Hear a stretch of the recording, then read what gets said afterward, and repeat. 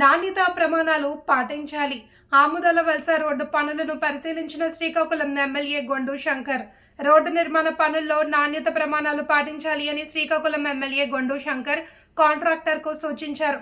శ్రీకాకుళం నుండి ఆముదాల వలసకు నిర్మాణం అవుతున్న రోడ్డు పనులను రాగోలు వద్ద గురువారం ఆయన పరిశీలించారు.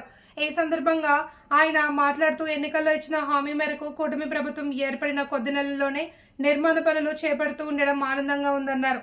గత వైసీపీ ప్రభుత్వ పాలనలో రోడ్డు నిర్మాణం చేపట్టకపోవడం వల్ల అనేక మంది తమ ప్రాణాలను కోల్పోయారని ఆవేదన వ్యక్తం చేశారు.